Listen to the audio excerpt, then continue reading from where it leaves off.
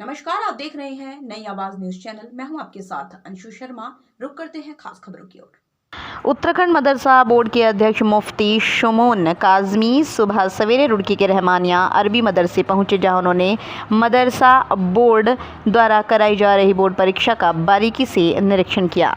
उन्होंने परीक्षा कक्ष में परीक्षा दे रहे छात्रों से भी वार्ता की। इस मौके पर अरबी मदरसा बोर्ड के अध्यक्ष मौलाना शमून काजमी ने कहा, उत्तराखंड सरकार अरबी मदरसा बोर्ड के कामिल, फाजिल, आलिम और मौलवी की परीक्षाओं को जल्द समकक्ष के बराबर मान्यता दिलाने जा रही है। उन्होंने कहा, जल्द ही प्रदेश के मुख्यमंत्री और बोर्ड अधिकारियों से रहमानिया अरबी मदरसे की समस्याओं से अवगत कराएंगे।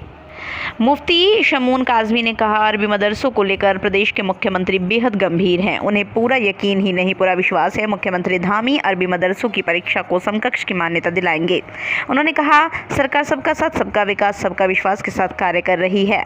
रहमानिया अरबी मदरसे में फर्नीचर भी उपलब्ध कराएंगे। उन्होंने कहा, अरबी मदरसे के छात्रों के लिए सरकार बेहतर कार्य कर रही है। इस दौरान मदरसा प्रबंधन द्वारा मुफ्ती शमून काजमी का स्वागत किया गया। आरिफ न्याजी की रिपोर्ट। मदरसा बोर्ड के ज़ेर एहतमाम के अंतर्गत ये परीक्षाएं, वार्षिक परीक्षाएं होती हैं, जिसमें मुंशी, मौलवी, कामिल और फाजिल की ये मदरसा बहुत पुराना है और ये बड़ा कदीम इदारा है। और ये मेरे लिए बहुत ही खुशनसीबी है मेरी कि ए दोस्त किसी हमदम देरीना का मिलना बेहतर है मुलाकात मसीहा व खिज़र से। मेरे क्लासमेट रहे मुफ्ती अजहर साहब इसके इस वक्त प्रिंसिपल हैं।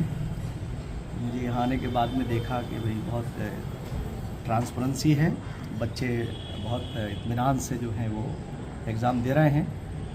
जिस चीज़ की कमी मैंने महसूस की है वो ये है कि फ़र्नीचर नहीं है। तो इन हज़रात ने कहा कि भाई ज़ाहिर है मदरसे कमज़ोर तो होते ही हैं, मगर ये तो वक्फ बोर्ड के अंडर में आता है।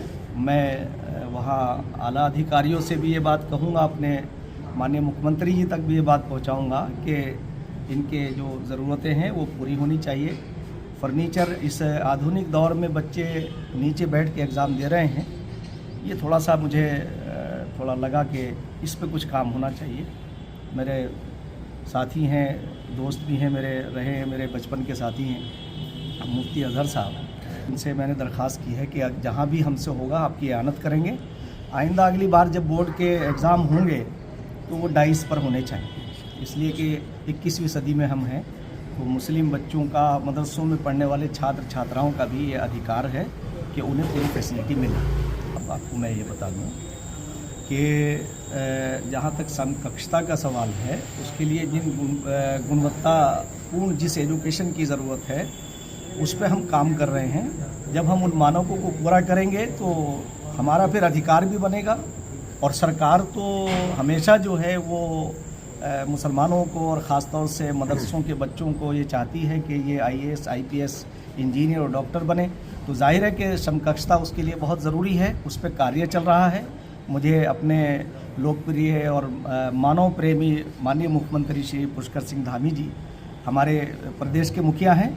मुझे आशा ही नहीं, पूरी उम्मीद है और मुझे विश्वास है कि वो हमारे इन मदरसों की समकक्षता के ऊपर वो गौर करेंगे। मैं पिछले अक्टूबर से, जब से मैंने चार्ज लिया है, मैं इन मदरसों वालों के बीच में हूँ, इनकी समस्याएं जान रहा हूँ और उसके समाधान भी हम कर रहे हैं।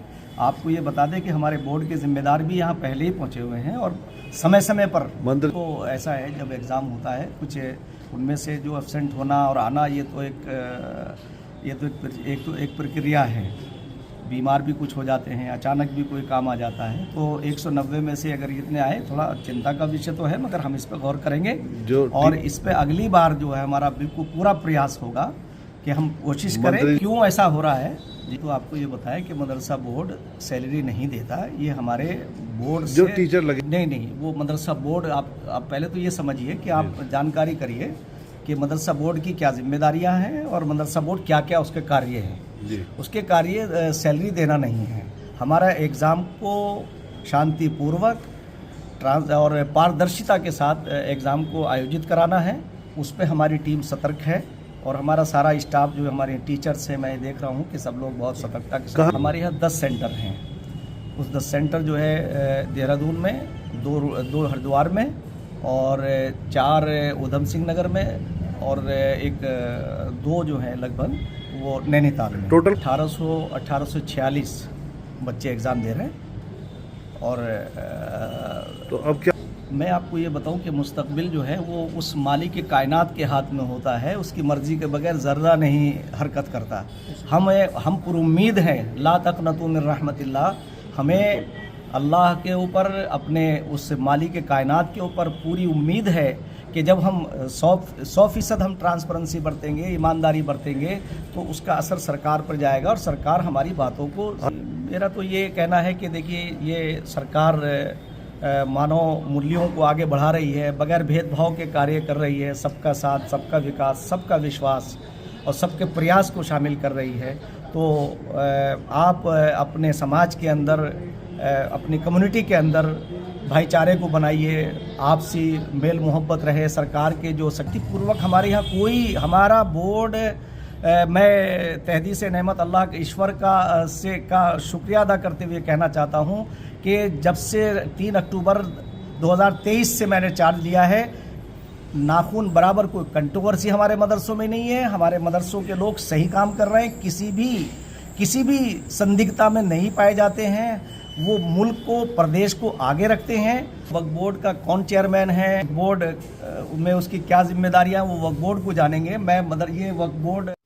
तो फिलहाल की खबरों में बस इतना ही। बाकी की तमाम छोटी बड़ी खबरों के लिए देखते रहिए नई आवाज न्यूज चैनल। नमस्कार।